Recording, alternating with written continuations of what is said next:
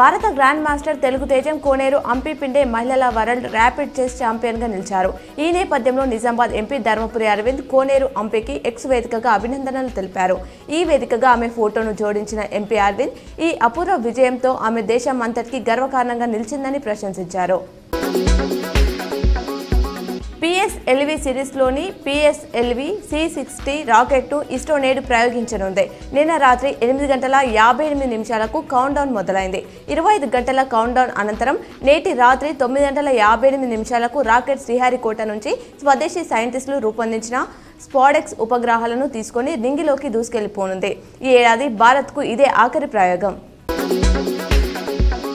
Nizamabad police commissionerate పరిధిలో గత ఏడాది కంటే ఈ 2024 సంవత్సరంలో ఫస్ట్ ఇన్ఫర్మేషన్ రిపోర్ట్ FIRల సంఖ్య పెరిగింది.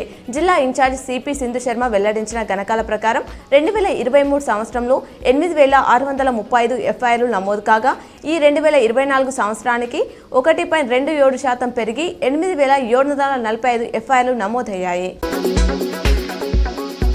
అమెరికాకు 39వ అధ్యక్షుడిగా పనిచేసిన జిమ్మీ కార్టర్ నిన్న రాత్రి కన్నుమూశారు. గత కొంతకాలంగా పలు అనారోగ్య సమస్యలతో బాధపడుతున్న ఆయన జార్జియాలోని తన స్వగృహంలో కన్నుమూసినట్లు కార్టర్ కుటుంబం తెలిపింది. ఆయన US ప్రెసిడెంట్గా 1977-1981 మధ్య కాలంలో పనిచేశారు. మన్మోహన్ సింగ్కు భారతరత్న ఇచ్చేందుకు కేంద్రానికి ప్రతిపాదన పంపాలని అసెంబ్లీలో కాంగ్రెస్ ప్రభుత్వం చేసిన తీర్మానానికి బీఆర్ఎస్ మద్దతు ఇస్తున్నట్లు అసెంబ్లీలో కేటీఆర్ తెలిపారు. ఆ అవార్డు పొందేందుకు సింగ్ పూర్తిగా అర్హులని అన్నారు. ముందుగా మన్మోహన్ సామర్థ్యాన్ని గుర్తించింది టీజీకి చెందిన పివి నరసింహారావు అని చెప్పారు. తెలంగాణ ప్రజల గుండెల్లో మాజీ ప్రధాని మన్మోహన్ సింగ్ స్థానం శాశ్వతమని సీఎం రేవంత్ అన్నారు. రాష్ట్రంతో ఆయనది విడదీయలేని బంధమని పేర్కొన్నారు. దేశ యువతకు ఆయన ఆదర్శప్రాయమని పేర్కొన్నారు. ఆయనపై ఏ పార్టీ నేతలకు అభిప్రాయం లేదన్నారు. బీఆర్ఎస్ అధినేత కేసీఆర్ కు అసెంబ్లీ స్పీకర్ గడ్డం ప్రసాద్ ఫోన్ చేశారు. ఇవాళ ప్రత్యేక అసెంబ్లీ సమావేశాలు జరుగుతున్న నేపథ్యంలో నిన్న ఫోన్ చేసి విషయం తెలియజేశారు.